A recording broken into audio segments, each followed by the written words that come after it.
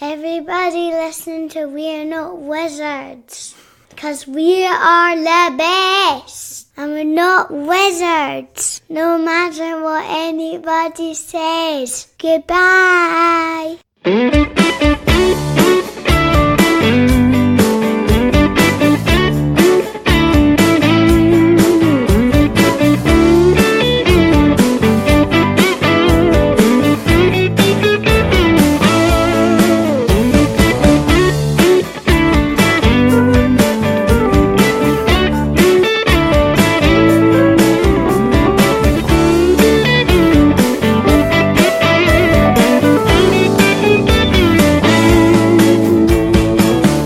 Hello and welcome to another episode of We're Not Wizards. My name's Richard. I'll be your host for March.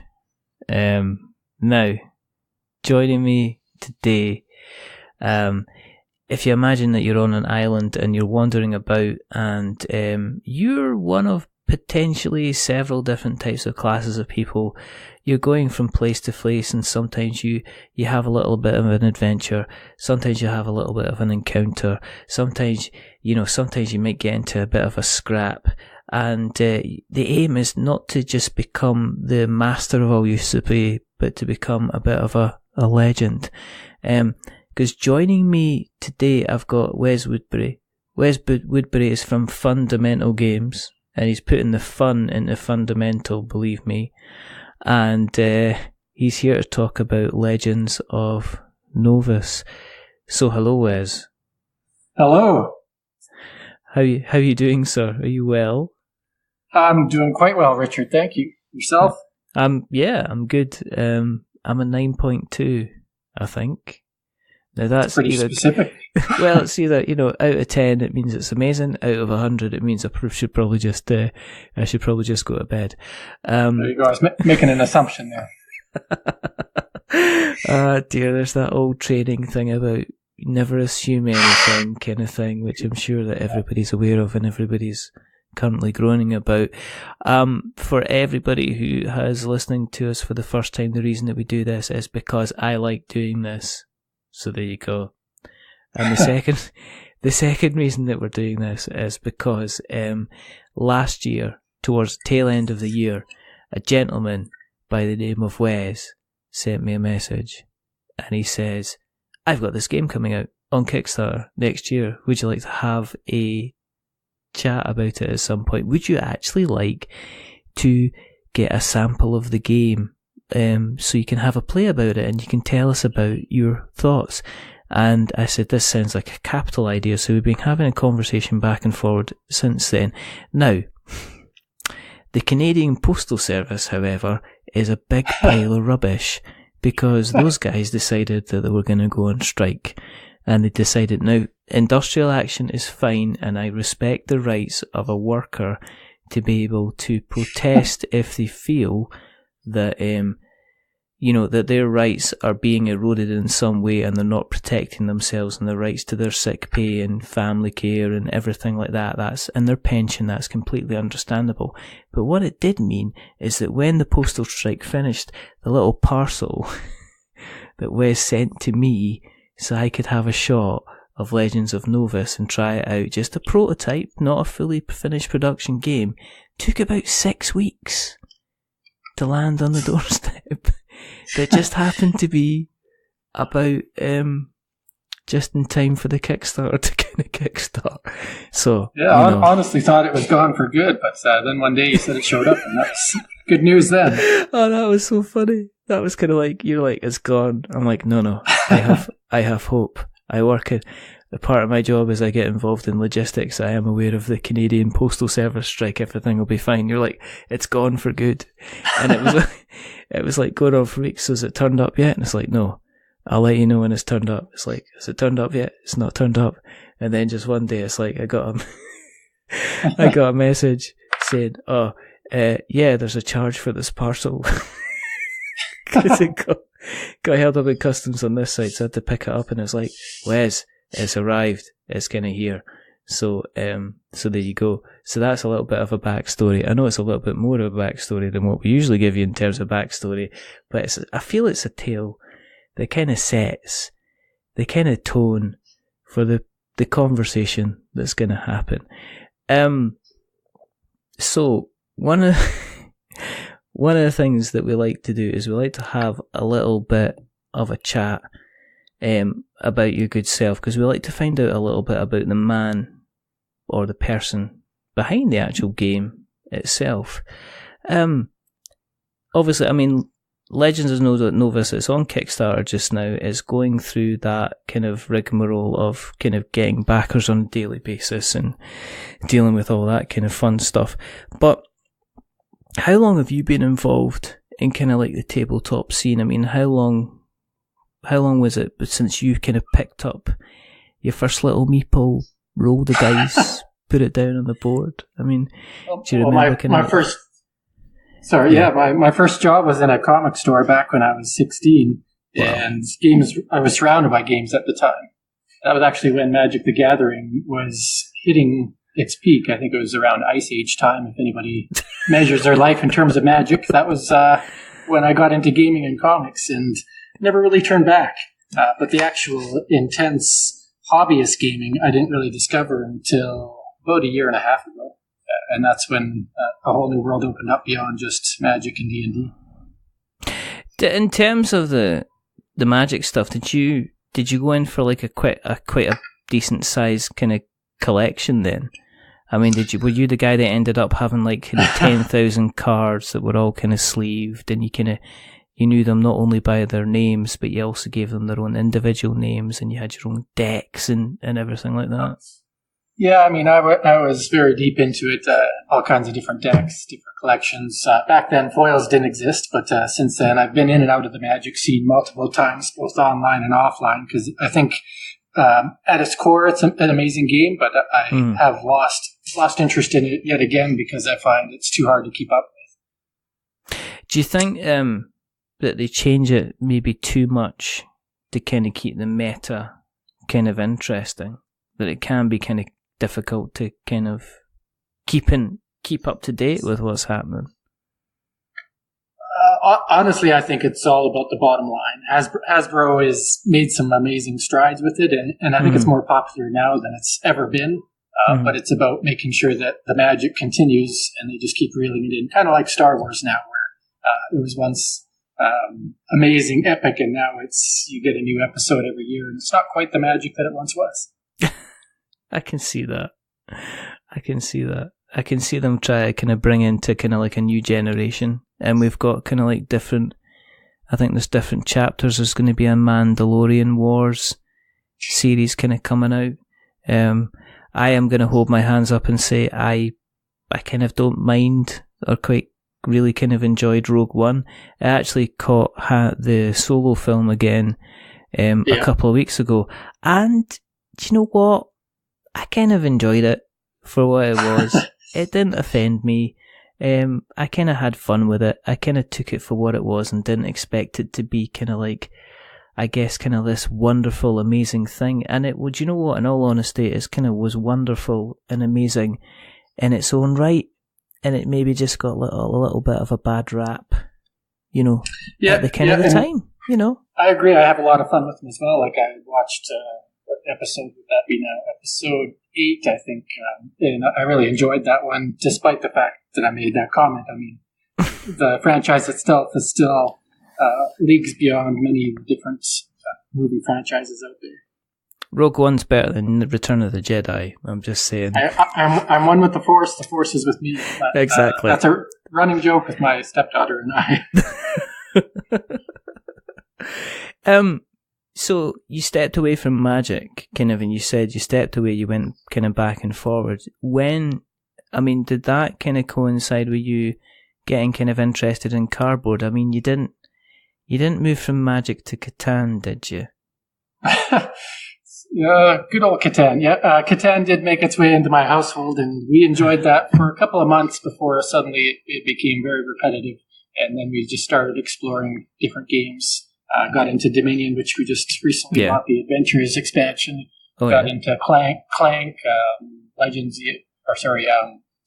Lords of Waterdeep, Castles of Burgundy, just all these amazing games that have actually been around for years are new to us, and it's pretty exciting to get to experience them for the first time, even though other people have talked about them for years.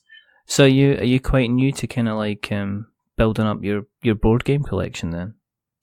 Yeah, like about 18 months ago is when we began, but that was at a trickle. And then suddenly this past Christmas, I think we just bought each other board games, and we may have got another dozen or so. And that's where it's really taken off from there. And even though I started building Legends of Novus before this board game explosion that we've had, gaming's always been part of my life. What's so is it a family thing with yourself? Is it yourself and your partner and the rest of the family, or is it just you and your partner? Or yeah, it's my wife, my son, my daughter, my stepchildren, and then of course I play with my son in Edmonton when I get the chance as well. So, all right. I mean, we've all played games, and it's a good way for the family to bond and also get frustrated with each other. It's better to fight over a board game than other things. I suppose. You don't bring Monopoly to the table, do you, Wes? Nope, Monopoly's faded. Ever since Catan hit the table, Monopoly's disappeared. I mean, is there any games that you kind of, as a family unit, you like to kind of like play? I mean, you mentioned Clank there, which I found was a lot of fun in terms of a kind of a press your luck game. But is there any games that you kind of like the 3 or the 4 of you kind of look forward to kind of getting around the table together and having a game of? There's 3 of them that hit the table the most. The top one is Dominion right now, just because it's so versatile. And with about 5 different expansions, there's not a single game that's the same. The second most played would be Lords of Waterdeep, because there's some fun with the intrigue cards and the different lords. And then the third one we play less frequently, but still enjoy, is Castles of Burgundy. Just so many layers of strategy built into that game. I find that one is, although the theme is so mundane, the strategy is what drives that one. Okay. So you mentioned obviously you were designing kind of Legends of Novus before you kind of really started to get into the kind of really piling on with the kind of the hobby. What made you decide to kind of stick pen to paper, to get the post-it notes out and to, put the Tipp-Ex over the dice and start putting your own faces on it, because I'm pretty sure you use Tipp-Ex. But what was the kind of the genesis really of Novus? Yeah, it was a couple of months after Catan, and we realized that all the different board games are out there. I was at my local game store, and I played Friday Night Magic there quite frequently, but then they had this whole cupboard and collection of board games that you could just go and play. So I think it was one Friday night, my son and I decided to head over there and just pull a game off the shelf. And it turns out we pulled off Munchkin, which I haven't played again, and I haven't ever bought it. But just playing Munchkin opened my mind up to what I could create, because it was an adventure in a deck. And I thought, you know what? I can't stand this stab you in the back mechanic, and I can't stand these graphics, and I can't stand the simplicity of it. Yeah. But I loved where it could go, and that I could actually build D&D out of cards instead of having to play an entire role-playing game.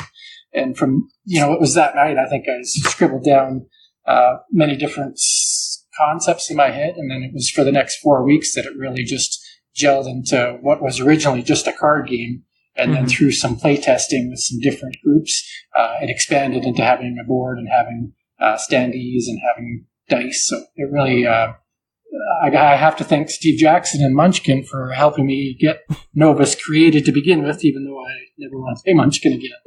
My apologies to the Munchkin fans out there. It's just not my type of game. It's fine. I don't know if Munchkin fans... no, I'm sure, if you like what you like, and if you like Munchkin, that's kind of fair enough. I personally, I've never ever played it, just because it's never one of these games I've ever played, and as I've confessed before, I've played Catan electronically, and I've never actually played it as a real life game. Does that make me a bad person? No, it means that I haven't kind of, maybe played a game that involves a lot of randomness, wood and sheep, at the end of the day. Did you, when you were doing the kind of the play testing side of things, Was that kind of like with like a local game group that you went to? Did you get the kind of the family involved again? It started by dragging my kids into it because they say you shouldn't really test too much outside of your own walls if you haven't at least tried to build up your own mechanics. So played quite a bit with my stepdaughter and my stepson. Played a little bit. I discovered Tabletopia quite early, and I was able to transport all these cards digitally. And I actually played with a former coworker of mine a number of times, and that was awesome. Just being able to do it digitally, a board game. I'd never even heard of it before, but the doors it opens for designing the game was amazing because you could tweak cards at any given moment or add components at any given moment. So that was pretty awesome. And then it was shortly after that I then discovered Tabletop Simulator, which to me is a step above Tabletopia. And actually, I think there was a gentleman from the UK that actually agreed to play with me, and we had a 2-hour game session one night, and he helped me evolve parts of the mechanic. And it just also the local game group, the local game store, and then there's another group about an hour away that I lent the game to multiple times, and they just kept on giving me great feedback. And then it started going into a print and play multiple places around the world. So you found the use of kind of like a digital structure kind of really helped with the playtesting of the game then? It helped me truly visualize it, particularly if I wanted to change out potential art, not having my own art at the time. On those platforms, you can download whatever images you want and just pretend they're yours, knowing that you're not trying to sell it or make money off of that. You just want to get that mindset behind it. So it helped to visualize what I wanted the game to become before I had any rights to art or to my own images or graphics. So I think it was awesome that way. And just reaching out to people you don't even know. It's a lot easier to say, hey, do you want to play a digital game? And hey, do you want to print out this 400 card game and have some fun with that? Yeah. I mean, one of the things that struck me about it was that the presentation of the game, even in its kind of like component format, was very, very kind of striking. I mean, was it important that you know, obviously with you running it through kind of like Tabletopia, Tabletop Simulator, was it important that you maintained that when you started to kind of put together kind of like the physical components as well, when you knew that people were going to be testing it with them kind of in front of themselves? Yeah, absolutely. I mean, the first prototype I made was using Magic Set Editor because, again, 20 years with Magic or 25 years with Magic, it's ingrained in my brain, that card format, and I couldn't help but try to stick to that structure with the name at the top and the card frame and the box in the bottom. So it was always built in my head that if I'm going to make a game, it has to look like that. And it took a while to stray from that through some Facebook groups and suggestions and edits from other designers to not go with that box template and really try to break free.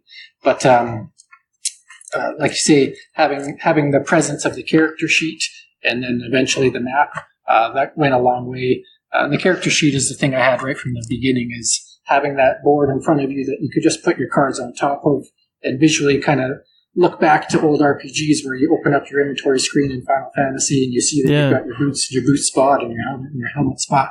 That meant a lot to me, and that part of the game has been there since the beginning. What I've kind of understand from the game is that you've tried to kind of take the main parts that you would expect in a role-playing game, but not kind of overcomplicate it, so that accessibility seems to have been very important to yourself. The game seems to be almost designed to be very easy to pick up and play, yeah?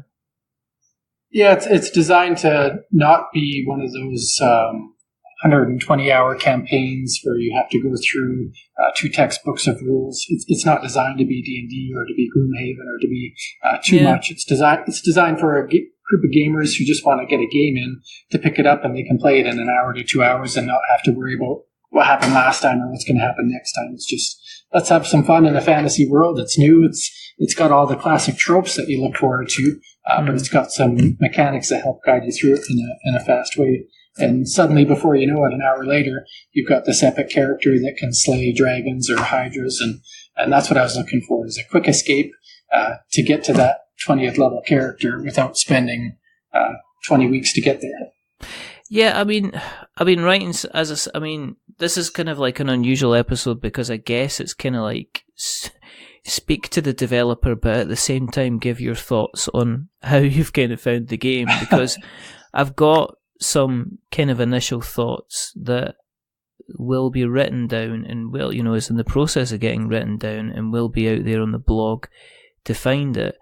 I think it's strange because I've been learning kind of Mage Knight just now because obviously I've been watching videos, and one of the first things that I thought about is like, it's like Legends of Novus is like somebody went to play Mage Knight, looked at all of the kind of various components, kind of the various cards, all the permutations of everything that you had to go to play around, and basically went, right, I don't have the strength to do this. I can't kind of go through all the card things in order to make it work, and decided to kind of simplify the process in order to make it kind of as simple as possible.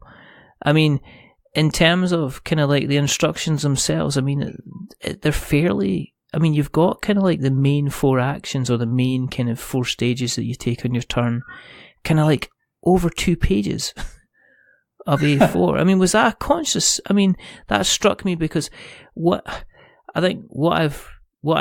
thought so far was like, when I looked at the components, as I say, my first thought was, oh my goodness, this is Mage Knight and it's going to be so overly complicated, and I'm going to try and play it because there's a big map, but the map itself isn't necessary. It's got place names, you have to reference things. I'm going to have to go through a massive reference in order to find the kind of the places. But in practice, actually, a lot of the stuff is just, this is what you do in a multiplayer game, this is what you do in a solo player game, and the actual actions themselves are just like, they're on 2 pages of A4. I mean, was that something that you were conscious of, making the accessibility side of things? Was that conscious? I wanted like a gateway game into the D&D RPG adventure worlds that even experienced gamers would enjoy. So sometimes you make those mid games that nobody who's experienced those better games would ever play. But I think this one crosses that gap where even people that have loved fantasy games that are more extensive than this would still enjoy playing this one. And it was to just keep the mechanics straightforward enough that you could just learn it quickly. You can probably learn it in about 10 minutes, and then you can finish a game. Your first game might take you a little bit longer, and as you say, the location and the map is a little bit overwhelming at first because there are 36 locations, but you can just learn about those locations when you go to them, or you can get through a first game knowing that you could have done better because you could have traveled a little bit differently. But you can play the game right out of the box within 10 or 15 minutes, where some of those other board games or battle games really take a lot much. You might spend 4 hours just learning how to play the game, and that's not what I was going for. So glad you asked that. Yeah, I mean, it's kind of chewy, but it's not crunchy, if you know what I mean. It's one way to phrase it. Yeah. You know what I mean? It's kind of like, it's one of these games. I mean, I've got questions regarding certain kind of mechanics and things like that, which I'd like to bring to your attention. But I must say, like, once you kind of got through the setup, it was kind of there. It was laid out, and it was relatively quite simple to kind of get going and to play. In terms of the gameplay, and I guess we'll kind of talk about the gameplay, you are kind of going around the map, and you've got options where you can kind of like travel between places, and as you travel between places, then you have the option to, you roll a dice, and that decides kind of what happens in terms of your travel. So you'll either be fine, and you'll just continue to travel, or you'll draw an adventure card, which might lead, you'll end up in some kind of adventure kind of type scenario, or you'll actually end up kind of battling someone as well. And was that kind of a conscious kind of decision to again kind of emulate almost like the dungeon master type thing? Because this seemed to be kind of like almost like having an invisible kind of dungeon master there who was kind of deciding kind of maybe what was going on, but it was a surprise to you because you weren't able to kind of like look ahead. Yeah, I mean, the idea behind the travel mechanic that you're referencing is where there's a lot of games where you roll a die and you move that far. This game doesn't do that. You get to choose how far you move, but the die represents what happened on your journey. So you can phrase it however you want. If you have a game group that's really into role playing, you can role play the heck out of just your travel move. Because let's say I roll the travel die and I roll the adventure card. So I could say this cool thing happened and my player learned this ability if they got a skill card. Or if you roll a reward card, you can say, while I was traveling from Silverin to the Floating Falls, I came across this cave where I found the sword. I mean, you can go as far as you want into the role-playing aspect, but that's not required for the game. You could just as easily say, I went from Silverin to Floating Falls, and I got this treasure. Your turn. So it can be simple, it can be complex, but the travel mechanic is just about representing that something happened to you from point A to point B, because when you travel a distance, there's always something that happens, but it has to have a little bit of randomness to keep it exciting. Yeah, is there a way to allow people to kind of mitigate the randomness? With because that was my first concern. Is that you could end up having a bad roll and rolling kind of several kind of encounters one after another within the first couple of rounds, which means you might kind of end up kind of losing kind of experience because I guess the aim of the game is to get this 25 experience points, and that means you become the kind of the Legend of Novus, and everybody loves you and kind of will lend you their car keys whenever you ask for them. But did you go through kind of like a lot of play testing regarding that kind of that random element when people were traveling about? Yeah, and there's plenty of options that you have in the game to help strategize. When do you want to not travel, and when do you want to explore? Because that could give you extra cards that'll help you in the game. Or when you do face an encounter, you have the option to run away, which then saves you from losing experience, and you still safely get to your location. So there's a couple things that help differ from the repetitive consequences of bad rolls, but they're just like any game.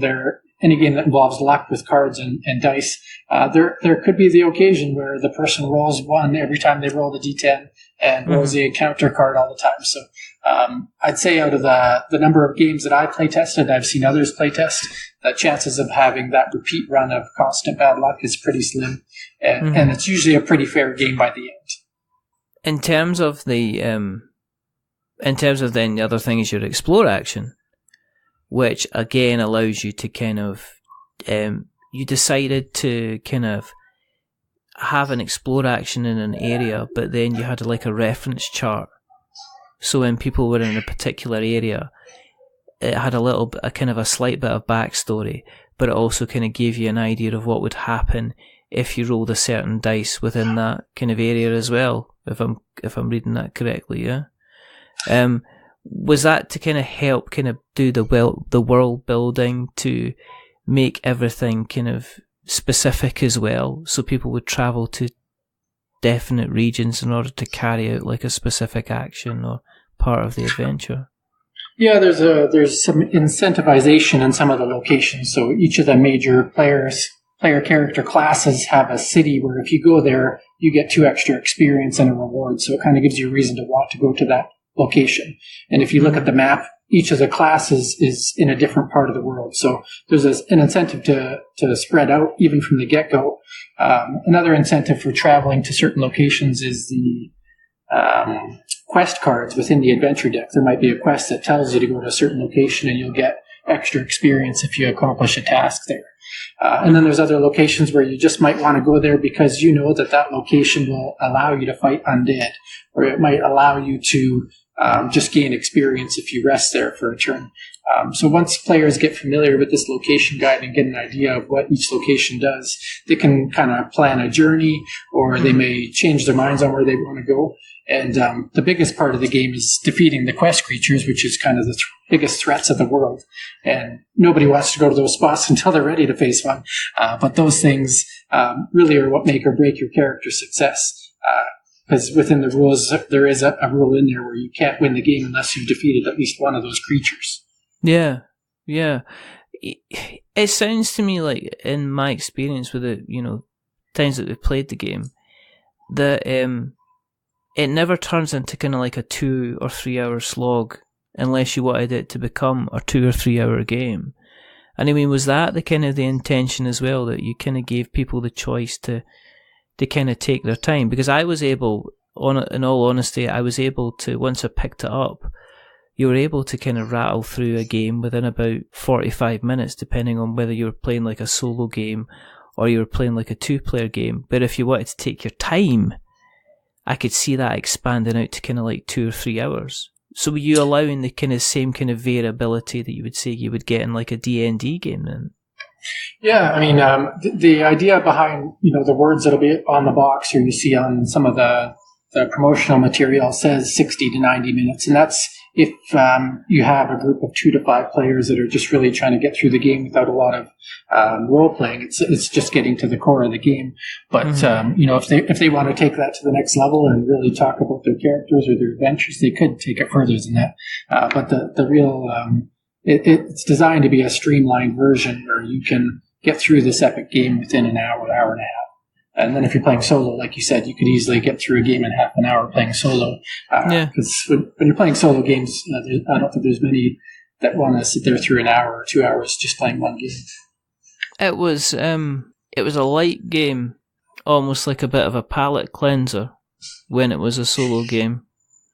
Yeah. To be honest, it was taxing, but it was also kind of a little bit of fun, and there was a little bit of puzzle to it as well, because as you go around the areas, you're kind of gathering kind of additional equipment that you can use to make your character more powerful before you go off and you can face the final kind of as you said, the final kind of quest enemies that you were appearing, and there were some, there's some big guys with some big kind of hit points and some kind of big attacks. But as I say, at the same time, it was, you still kind of felt a little, there was a lot of control there. On occasion, I was unlucky in a couple of times where I did end up kind of facing off against an encounter where I was quite clearly kind of underpowered. But then, as you said, you're able to run away from that encounter without incurring too much of a penalty, kind of thing. With the way that the kind of the map is structured and stuff like that, and the fact that you need a kind of the map to play, have you thought about kind of like expansions, kind of like different maps, being able to go to like slightly different islands, kind of change locations and stuff like that? Have you kind of considered doing that at all then, Wes? Yeah, I mean, going back to that background of Magic, it's all about expansions. What more could you do than just a base game? And when planning out the original Legends of Novus, the idea was this has got to be like the greenfield. This has to be the start of something. So the landmass that is Novus was kind of compiled together through a giant magical maelstrom that created this one massive island continent. But that's all you see in this game. But if the game were successful, if enough people enjoyed the gameplay mechanics and the core characters, I've got it in my mind, and I've been working it out with the graphic artist as well, as where could we expand to. And actually, if you look at the most recent version of the game board that I have on the website, you'll see that there's 4 golden locations, northeast, south, and west, and each of those locations is the potential expansion port. So one of them is the Ghostly Coast. That could be, you may end up taking a ship to another continent. Another one is the caverns, so something could happen underground.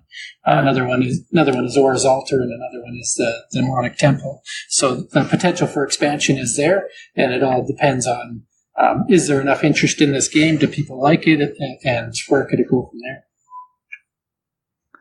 I mean, personally, for me, I wasn't too sure about the random elements every single time, and I could see how that could maybe put somebody off. I could see if somebody had a bad time with an experience with one game, then maybe they might say, well, I'm not doing this because I kept rolling encounters and I kept having to run away. Yeah. However, as you said, you're right, and the experience that I had when I was playing it through was that you generally were able to mitigate a lot of the stuff by not doing stupid things, as in not charging up to the main quest monster when you didn't even have like a decent shield or something like that, or knowing when to explore, or knowing when to run away, or knowing when to kind of manage where you were. I like the fact it wasn't overly complicated, in that you could get up and running very, very quickly. But I did like the fact that there seemed to be a lot of content in terms of the card stuff, as in there was a lot of adventure cards, there was, you know, there was a lot of encounter cards, and I could see that being expanded easily with like certain creatures kind of thing. And it wasn't that heavy. It would be a nice kind of maybe, it was a nice kind of alternative to what you would see in maybe a dungeon crawler. Yeah. Where a lot of the campaigns are kind of pre-selected, and you're still dealing with randomness, but you're generally dealing with randomness on a kind of an attack side of things, as opposed to kind of the explore side of things, which kind of interested. And the term, I discovered this term after making the game, but I never heard of it before, but they call that a sandbox game, where you're in control of where you go and what you do. It's not predetermined by cards or a campaign.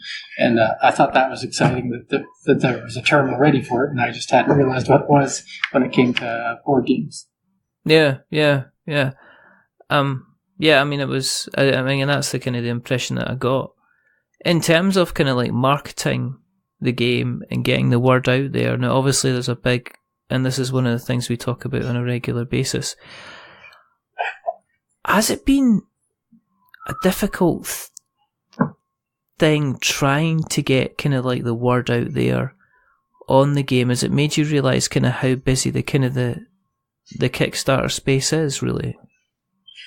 Yeah, it's more than just the Kickstarter space. It's just retail with board games is immense. There's so many options out there, whether it's in this fantasy genre that I'm committed to, or whether it's through Euro games or through abstract games. There's just so many potential options out there. And even today, if you look at Kickstarter, there's over a dozen new launches. So what happens to the one that launched a week ago or 2 weeks ago? If you don't have some kind of marketing or awareness strategy, it's just going to get lost and never get funded.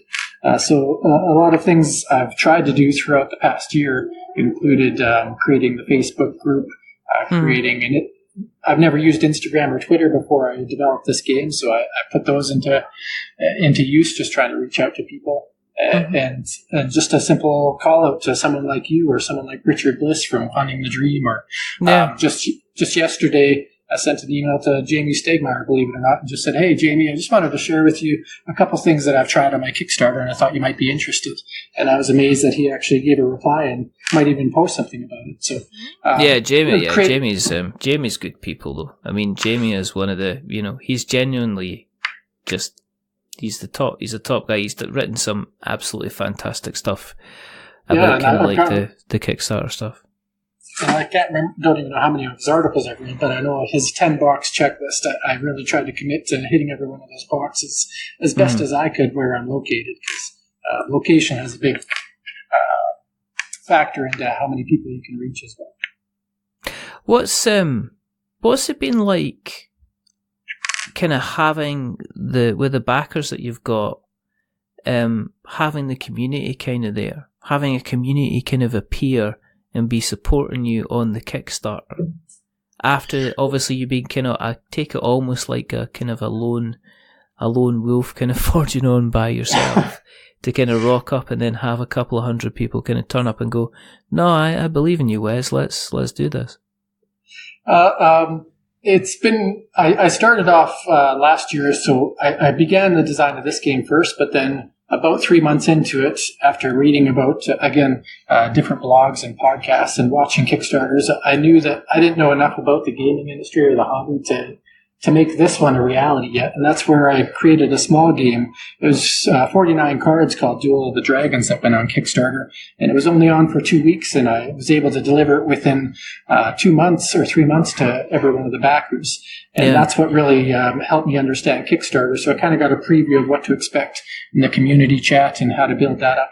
And this game has already got 4 times as many backers as that one. And learning how to interact with them, and whether it's through the personal messages or through the comments or through the Facebook group. It's been pretty amazing, just a community that wants to help you grow. And also those that are just there to critique you. You've got to take those hits too and make sure you capture what's important from that critique and shrug off the stuff that maybe doesn't matter as much. Yeah. As I say, it's kind of like putting your baby out there and somebody walking up and saying it's an ugly baby. It happens, absolutely. Yeah, absolutely. Has it been, have you got plans for what you're going to do, kind of, if you don't hit the funding kind of target? Obviously it's still, there's still a reasonable amount of time to go. Have you thought about that side of things? Or are you just going to see how this kind of campaign kind of pans out before you think of anything else? Yeah, I thought about you got to think about failure from day one. Even if the day you launch, somebody else has $1 million campaign, you're already going to fall way behind. And there's been some pretty awesome campaigns that launch within the time of this one as well. And whether that's part of why we're not quite at that 50% mark yet or not, regardless, the chances there that this game won't fund. And so reality says, what are you going to do with that? And thankfully, Kickstarter gives you the option to cancel at any time or relaunch. And the community of backers that you gain when you do an initial Kickstarter, they're still with you. You can still reach out to them, whether it's through email or through an update on an expired campaign. And so the plan would be, if this game were not to fund, would not be to give up on it, invested too much time and energy. And I believe in the game so much that I think it would deserve a relaunch a couple months down the road should this one not pan out. And I think some of the backers are really behind it. And if you look at, I think there's a gentleman from Overboard Games. He had some awesome things to say about that on his live Twitch viewing or playing of it. And I think kind of some of the comments he makes are what I feel about the game. And I think that can go on and make a relaunch possibility more exciting, because day one is what has the greatest impact on the Kickstarter success. Yeah, absolutely. If people have been listening along so far and saying, right, okay, you've told me a little bit about the gameplay, I'm hearing about the mechanics, I apparently appear to be quite positive about the game in the whole. If they want to jump in, how much is a kind of like a pledge level to kind of get involved, Wes? Yeah, so the basic pledge level, if you just want to be able to print and play your own game, there's a big community for that that I'm part of on Facebook. That's about $6 American. And then if you want the actual core game, just the base game and any stretch goals that might come along with it, that would be $49 US. That's pretty decent. It is decent because you haven't seen what I've seen. And you get your dice. And there's lots of cards, and you've got a pretty decent, huge type map, and encounters, and you've got I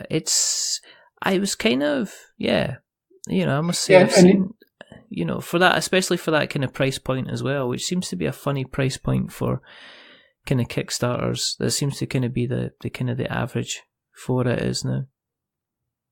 Yeah, I think unless you have minis, which I wasn't going for, if you have miniatures, you can go a little higher than that, but you really should keep your game $50 or less if you're not including miniatures. And the main call out for this game is that the map, the visual of the map, I think is pretty awesome. Some great art by Boris Turano there. But then the character sheets that were graphically designed by Andrea Butera, who did all the art for the game thus far, is really what I personally think visualizes the game. And those character sheets, the ones you have in the prototype, are just paper, but it's been elevated to a dual layer cardboard, and those added a bit of cost to the game. So that's why I couldn't get the price any lower, as I wanted to make sure those boards were a core part of the game. Just to represent who your character is and make it feel special. Cool. If people want to kind of keep an eye on you on the internet webs, where can we find you on the internet webs? You can find me at www.legendsofnovus.com. We made sure we own that domain name because we wanted that Legends of Novus is that important. You can find me on Facebook, just Wesley Woodbury, or Twitter, same. Instagram, you can find me at Fundamental Games. Chances are you type in Legends of Novus, you're going to find one of the websites or groups that links right back to me. So that's probably the best way. And have you got kind of other game designs in the pipeline? I mean, I know you're talking about expansions for Legends of Novus, but do you have kind of, is there a skirmish miniatures game there? Do you have like a happy cookery kind of card game kind of thing? Are we,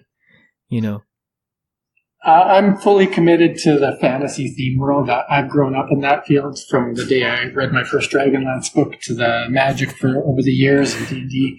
So anything I make is probably going to be in that genre just because I love it and you want to do something you're passionate about. And I have a passion for fantasy, so it'll be in that field. I did, like I said, Duel of the Dragons was that little one. The other one I have, I've built a prototype and played it numerous times, even had it printed and played with some other groups, is a game called Spellbooked. And that one is a game where it's like a 3-stage game, and you're going to draft cards, and you're going to create a little hand of cards and do a little bit of spell dueling, but nothing in the nature of Magic. It's all a different concept. So that game is in my head, and there's a prototype built, but my 100% focus has been on Novus for the last 3 months, and probably for the coming rest of the year here. Cool. What we will do is we'll make sure that we take all the links and we'll put them in the show notes so that we've got notes to show. Thank you very, very much for coming on, Wes. It's been a pleasure. And sorry, no, it's been fantastic talking to you and getting the chance to even discuss my game with somebody in a more public atmosphere, because you can only do so much talking to people online or trying to present it in visuals. So I appreciate the time you spent with me. As I say, we'll make sure that we share the link out there so people can catch up on the campaign. I have played it. I am writing some words about it. I have been. I had fun with it. I'll be honest.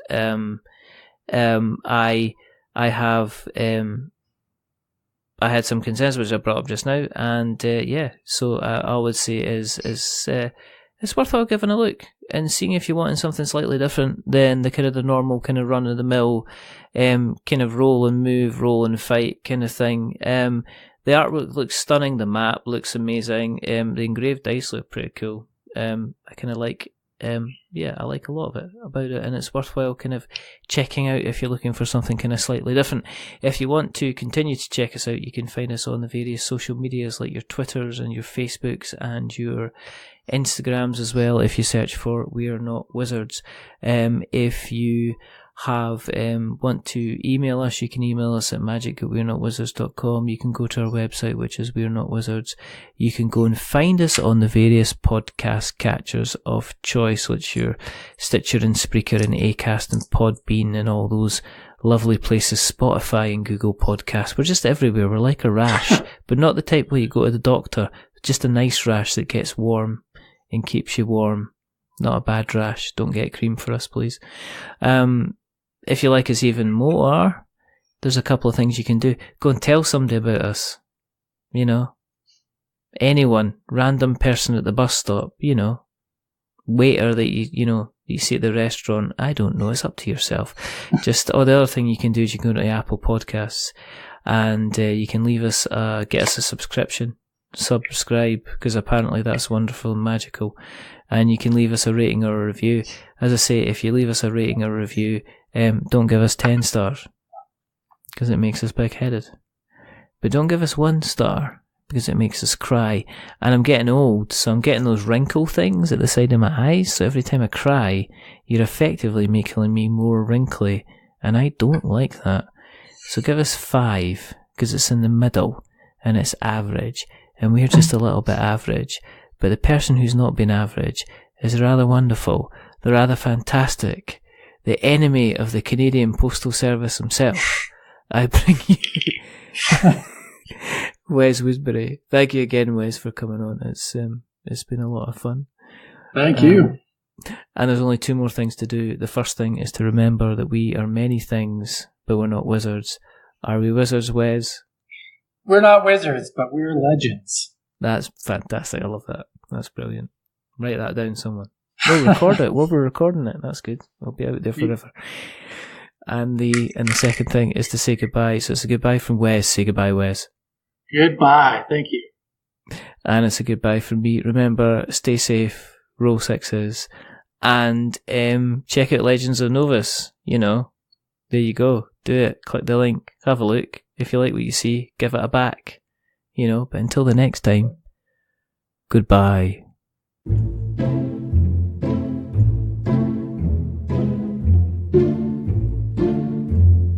A wizard is never late.